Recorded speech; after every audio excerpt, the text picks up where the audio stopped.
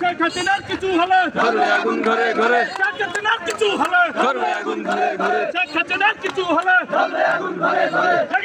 লাগাচ্ছে বুকে আগুন লেগেছে, লাগাচ্ছে বুকে আগুন লেগেছে, লাগাচ্ছে বুকে আগুন লেগেছে।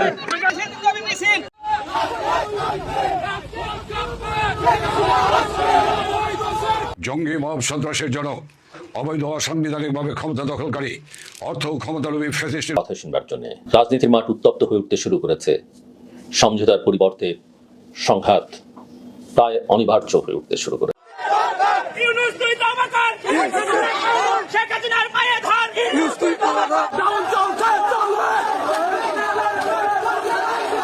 ঢাকা মহানগরীতে সম্পূর্ণ লকডাউন পালন করেছেন। প্রিয় দর্শক, আবারও স্বাগতম জানিয়ে শুরু করছি নতুন একটি ভিডিও। আজকের ভিডিও অতি গুরুত্বপূর্ণ।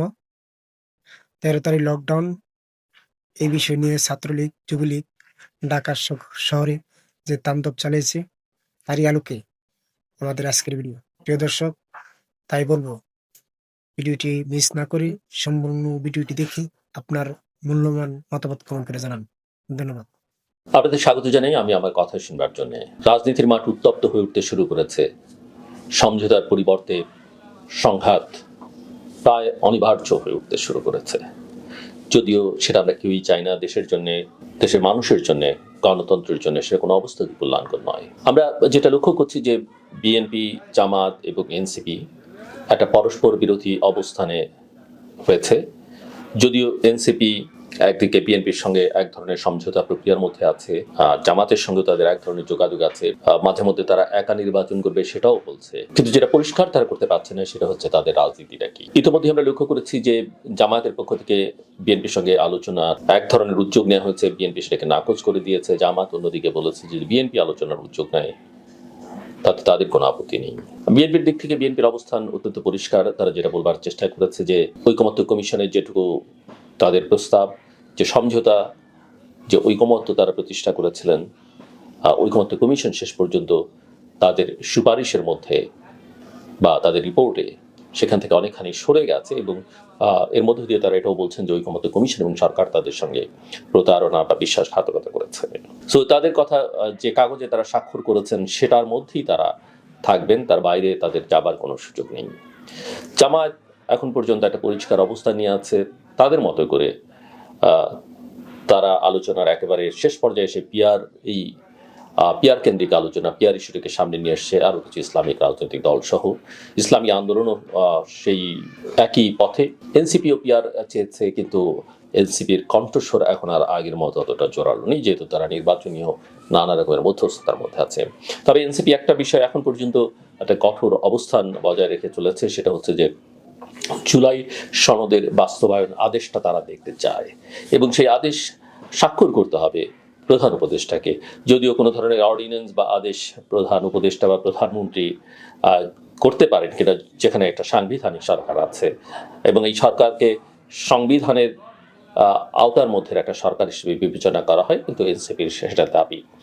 জামাত পিয়ার নিয়ে অনড়, তার চেয়ে বেশি অনড় তারা গণভোটের দাবি নিয়ে এবং এই জুলাই সনদ দেশের মানুষ অনুমোদন করে কিনা সেটার জন্য তারা একটা গণভোট চাইছে। যদিও এর টেকনিক্যাল বা সায়েন্টিফিক দিক নিয়ে বিতর্ক করবার যথেষ্ট সুযোগ রয়েছে। যে ধরনের গণভোটের কথা বলা হয়েছে, যে গণভোটে বিএনপিও রাজি যদি সেটা জাতীয় সংসদ নির্বাচনের দিনে হয়, আর জামাত তো আগেই চাইছে। বিএনপি কোনো অবস্থাতেই আগে গণভোট মেনে নেবে না, সেটা তাদের বক্তব্য পরিষ্কার। এবং জামাত আবার একথাও বলছে, নানা রকমের কথা তারা বলছে। ওদিকে হাত বা আঙুল বাঁকা করবার কথা বলছে, ঢাকা শহরকে অচল করে দেবার কথা বলছে, অনেক কথা তারা বলছে। এবং 11 তারিখে তারা একটা ঢাকার তাদের যে রাজনৈতিক সমাবেশ আছে সেখান থেকে কঠোর একটা কর্মসূচি দেবার কথা বলছে। অন্যদিকে বিএনপি বলছে যে আন্দোলনের হুমকি দেখে লাভ নেই এবং তাদের সামর্থ্য বা শক্তি সেটাও কম নয়। কাজে কেউ যদি নির্বাচন বানচালের ষড়যন্ত্র করে সেটাকে তারা রুখে দেবার চেষ্টা করবে। কিন্তু জামাতের বক্তব্য যে স্পষ্ট, তারা জাতীয় সংসদ নির্বাচন ফেব্রুয়ারিতে চায়, কিন্তু নির্বাচন ফেব্রুয়ারি থেকে যদি পিছিয়ে যায় তাতেও তাদের কোনো আপত্তি নেই, কিন্তু গণভোটটা আগে করতে হবে। ওদিকে আওয়ামী লীগ লকডাউন কর্মসূচি দিয়েছে 13 তারিখে, এবং জামাত এবং আওয়ামী লীগের এই কর্মসূচি একেবারে কাছাকাছি সময়, জাস্ট একদিনের ব্যবধান, এবং সেদিনই একটি মামলার রায় শেখ হাসিনা সহ অন্যান্যদের বিরুদ্ধে হবার তারিখ ঘোষণা করবার কথা আদালতের, সেদিন তারা একটা লকডাউন কর্মসূচি দিয়েছে।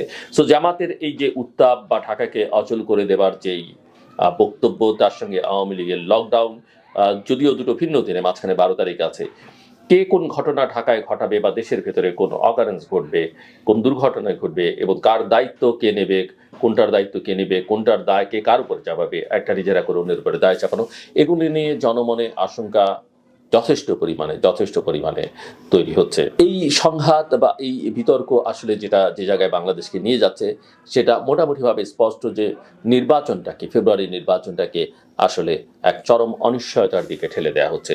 যে কথা আমি বহুদিন ধরেই বলছিলাম যে আমি আসলে নির্বাচন দেখি না, আমি আজও বলতে চাই আমি নির্বাচন দেখি না। হ্যাঁ, আপনি জোড়াতালি দিয়ে একটা কিছু করবার চেষ্টা করতে পারেন, কিন্তু সেটা হিতে বিপরীত হবে এবং বুমেরাং হয়ে দাঁড়াতে পারে। এবং সবচেয়ে বড় কথা যে এবারকার নির্বাচনকে সামনে রেখে যে ঘটনাগুলো ঘটতে যাচ্ছে, সেটা অত্যন্ত সংঘাতময়, উত্তেজনাপূর্ণ এবং সহিংস ঘটনাবলী। ইতিমধ্যেই বিচ্ছিন্ন কিছু ঘটনা সারা দেশে ঘটেছে, কিন্তু এগুলোকে বিচ্ছিন্ন করে দেখবার সুযোগ নেই।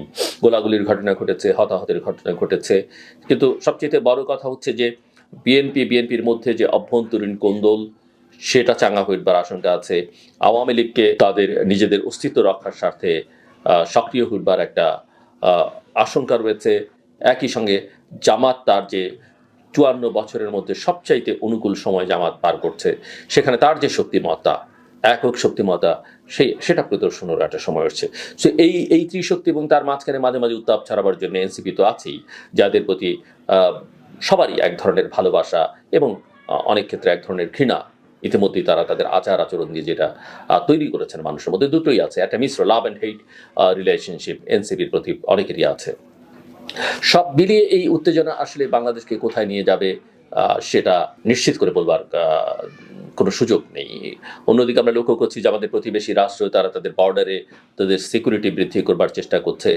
তারা একটু কড়া ভাষায় আবার কথাবার্তা বলবার শুরু করেছে, যেটা গত 1 বছর তারা বলেনি। এর পাশাপাশি যে বিতর্কটা ধীরে ধীরে চাঙ্গা হতে শুরু করেছে, যে বিএনপির এত আগে নমিনেশন দেওয়াটা ঠিক হয়েছে কিনা, এবং তাতে তার দলীয় শৃঙ্খলা সে কতখানি অটুট রাখতে পারবে, সেটা নিয়ে একটা বড় বিতর্ক তৈরি হয়েছে। বিএনপির সংস্কারের কথা বলছে, অনেক কথা বলছে, কিন্তু একটা জায়গায় অনেকেরই খটকা লেগেছে যে বিএনপির নারীদের মনোনয়নের ক্ষেত্রে বিএনপি একটা বড় কার্পণ্য দেখিয়েছে বলে মনে হচ্ছে। এটা 5% হয়নি, যে 237 জনের মধ্যে 10 জনকে মনোনয়ন দিয়েছে, এবং 10 জনের মধ্যে প্রায় 10 জনই বলা যেতে পারে বা যে পারিবারিক সূত্র ধরে, কারো বাবা কারো স্বামীর সূত্র ধরে তারা মনোনয়ন পেয়েছেন। রাজনৈতিকভাবে তারা অনেকেই সক্রিয় ছিলেন, নেতৃত্বে ছিলেন, এবং আরেকজন যেমন সানজিদা তুলির কথা বলা যেতে পারে, সেটাও একটা ভাইয়ের সূত্রে, যে ভাই গুম হয়ে যাওয়ার কারণে তিনি একসময় একটা আন্দোলন তৈরি করেছিলেন মায়ের ডাক নামে একটা সংগঠনের মধ্য দিয়ে, কিন্তু সেখানে একটা ভাইয়ের সূত্র কেউ খুঁজবার চেষ্টা করছেন। এর বাইরে আসলে যদিও এদের মধ্যে অনেকেরই নিজ গুণাবলিতেও তারা সামনে চলে এসেছেন, সেটা অস্বীকার করবার সুযোগ নেই, কিন্তু মাঠে ঘাটে রাজপথে বিএনপির অনেক নারী সদস্য সক্রিয় ছিলেন বিগত বছরগুলোতে। টেলিভিশনের পর্দায় অনেক সময় অনেককে কথা বলতে পাওয়া যায়নি, কিন্তু এই নারী সদস্যদের পাওয়া গেছে। তারা অনেক ক্ষেত্রেই হতাশ। আসসালামু আলাইকুম রাহমাতুল্লাহি ওয়া বারাকাতুহু।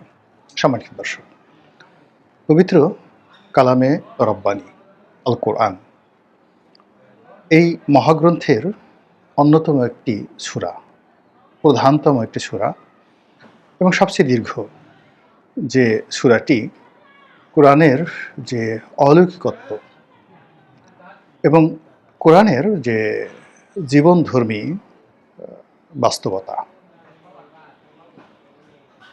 যা কিনা আপনাকে আমাকে অন্ধকারের পথ থেকে আলোর পথে নিয়ে যায়, সেই সূরা বাকারার কিছু সাদামাটা কাহিনী আপনাদেরকে বলবো। এটা কোনো তাফসির নয়, এটা একজন পাঠক হিসাবে আমার একান্ত অনুভূতি, এবং আমি নিজের আগ্রহ থেকে এই সূরাটি পড়েছি, তাফসির পড়েছি, আরবি পড়েছি। তারপর এই সূরার যে অংশগুলো তেলাওয়াতে আমার খুব, যাকে বলা হয়, প্রচণ্ড রকম একটা আত্মতৃপ্তি লাগে। পুরো শুরুটাই ভালো লাগে, কিন্তু কিছু কিছু অংশ যাকে বলা হয় মনে হয় যে আমি পড়ার সঙ্গে সঙ্গে আমার ভিতরে একটা হৃদম তৈরি হয়ে যায়। পৃথিবীর যে কোনো সঙ্গীতের তুলনায় আমার কাছে মনে হয় এর চাইতে উত্তম আর পুলক সৃষ্টিকারী কোনো সঙ্গীত হতে পারে না, এর চাইতে কোনো মর্মবাণী হতে পারে না, এর চেয়ে কোনো সান্ত্বনার বাণী হতে পারে না। হৃদয় এবং চিত্ত, মন এবং মস্তিষ্ক ভালো করার জন্যে যদি কোনো ঔষধ থাকে, সূরা বাকারার অনেকগুলো আয়াত আমার কাছে ঠিক সেই ঔষধের মতো মনে হয়। এবং আমি যখনই সময় পাই এই লম্বা লম্বা আয়াতগুলো আমি তেলাওয়াত করি, একাকী নামাজের মধ্যে পড়ি, চলতি পথে পড়ি এবং এক ধরনের প্রশান্তি অনুভব করি। তো যেটা বলছিলাম যে কেবলমাত্র ওয়াজ করার জন্য নয়, কেবলমাত্র নিজের যে আমি খুব জানি, আমি খুব বুঝি, এটা জাহির করা নয়। আমার শৈশব থেকে অ্যাজ এ প্র্যাকটিসিং মুসলিম, একেবারে শিশুকাল থেকে আমাকে যেভাবে ধর্মকর্ম শেখানো হয়েছে, বিশ্বাস করতে শেখানো হয়েছে, আস্থা স্থাপন করতে শেখানো হয়েছে আল্লাহর প্রতি, তারপর কোরআন পড়তে শেখানো হয়েছে, পরবর্তীতে যখন অন্যান্য জ্ঞান অর্জন করেছি, অন্যান্য ধর্ম নিয়ে পড়াশোনা করেছি, আধুনিক বিজ্ঞান নিয়ে, ইতিহাস নিয়ে যতটা সম্ভব পড়াশোনা করার চেষ্টা করেছি, দেশ বিদেশ ভ্রমণ করেছি এবং কোরআনে যে সকল অঞ্চল ভ্রমণের কথা বলা হয়েছে সে সকল অঞ্চল ভ্রমণ করেছি। সেখানকার মাটি এবং মানুষের গন্ধ পাওয়ার পর এই পবিত্র কোরআনুল কারীম এবং এর যে সূরা বাকারা, এটা আমার কাছে কি অনুভূতি তৈরি করেছে, এটাই খুব সংক্ষেপে আপনাদের কাছে প্রকাশ করব। যারা আরবি লাইনে খুব পড়াশোনা করেন তারা প্রথমে যে কাজটি করেন, কোরআনকে এবং কোরআনের যে কোনো আয়াতকে কঠিন করে তোলেন। এখানে লাহানে জলই হয়নি, মানে উচ্চারণটা ঠিকমতো হয়নি। তারপর এখানে এটার অর্থ এভাবে আছে, ওটার অর্থ এভাবে আছে, এভাবে পড়লে গুনাহ হবে, এভাবে পড়লে গুনাহ হবে। এই কথাগুলো জীবনকে যারা খুব কঠিন করতে চান, ধর্মকে যারা খুব কঠিন করতে চান, আমি তাদের সঙ্গে বিনয়ের সঙ্গে দ্বিমত পোষণ করেছি। এর কারণ হলো আরবি ভাষাটা মানে বেশি দিনের পুরনো নয়। আপনি যদি বেশিরভাগ লোককে জিজ্ঞাসা করেন যে আচ্ছা বলেন তো মুহাম্মদ রাসূলুল্লাহ সাল্লাল্লাহু আলাইহি ওয়াসাল্লাম যেই সময়টাতে জাজিরাতুল আরবে এলেন, ঠিক সেই সময়টাতে আমরা সবাই জানি জের জবর পেশ ছিল না। আচ্ছা ভালো, তো সেই জের জবর পেশের মাধ্যমে উচ্চারণকে আপনি একটা কবিরা গুনাহ হিসাবে ধরেন, অথচ এই জের জবর পেশ মুহাম্মদ রাসূলুল্লাহ সাল্লাল্লাহু আলাইহি ওয়াসাল্লামের ওফাতের বহু পরে হাজ্জাজ বিন ইউসুফ, যাকে বেশিরভাগ আলেম ওলামারা ইসলামের শত্রু বলে বর্ণনা করেন, তিনি এই পবিত্র কালামে পাকে জের জবর পেশ সংযুক্ত করেন বহু বছর। ইমাম যাকে বলা হয় ঠিক ইমাম হাসান, ইমাম হুসেন, ইমাম জাফর সাদেক, মানে তাদের সবার শত্রু হিসাবে হাজ্জাজ বিন ইউসুফকে মনে করা হয়। এর কারণ হলো তিনি উমাইয়ার শাসক খলিফা আব্দুল মালিক, তার পূর্বাঞ্চলীয় শাসক ছিলেন এবং তিনি মক্কা আক্রমণ করে অন্যতম মুহাম্মদ রাসূলুল্লাহ সাল্লাল্লাহু আলাইহি ওয়াসাল্লামের আত্মীয় আব্দুল্লাহ ইবনে জুবায়ের, মানে তাকে মেরে ফেলেন, ফাঁসিতে লটকান এবং মিনজানিক, মানে তৎকালীন যেটা কামান ছিল, কামান দিয়ে মিনজানিক যন্ত্র দিয়ে কাবা শরীফের দেয়াল ভেঙে ফেলেন, সমস্ত দেয়ালগুলো ভেঙে ফেলেন এবং সেই কাবা শরীফের সামনে তাকে ফাঁসিতে লটকিয়ে রাখেন আব্দুল্লাহ ইবনে জুবায়ের। আব্দুল্লাহ ইবনে জুবায়েরকে আব্দুল্লাহ ইবনে জুবায়ের হলো হযরত আবু বকর সিদ্দিক রাদিয়াল্লাহু তাআলা আনহুর যে কন্যা হযরত আসমা রাদিয়াল্লাহু তাআলা আনহা, তার সন্তান। আর আব্দুল্লাহ ইবনে জুবায়েরের বাবার নাম হলো জুবাইর ইবনে আওয়াম। জুবাইর ইবনে আওয়াম মুহাম্মদ রাসূলুল্লাহ সাল্লাল্লাহু আলাইহি ওয়াসাল্লামের ভাইরা ভাই, অ্যাট দ্য সেম টাইম তার ফুফাতো ভাই। বোঝার চেষ্টা করুন, অত্যন্ত স্নেহ করতেন আব্দুল্লাহ ইবনে জুবায়েরকে। তো তাকে এইভাবে যিনি মেরেছেন, তার দ্বারা জের জবর পেশ এবং কোরআনের যে আজকের আধুনিক যে কোরআন, সেই কোরআনের শুরুটা হয়েছিল তার দ্বারা। তো এখন সেখানে আপনার কোনো একটা পেশের উচ্চারণ, কোনো একটা যাকে বলা হয় জবরের উচ্চারণ, এটাকে একটা গুন্না হিসেবে মনে করে আপনি লাহানে জলি বলে একবারে বর্ণনা করে দিলেন যে একদম কাফের। কিন্তু যারা এই সকল কথাবার্তা বলেন তাদেরকে যদি আপনি জিজ্ঞাসা করেন যে আচ্ছা বলেন তো যে মুহাম্মদ রাসূলুল্লাহ সাল্লাল্লাহু আলাইহি ওয়াসাল্লাম যখন আরবে এলেন এবং 610 খ্রিস্টাব্দে তিনি যখন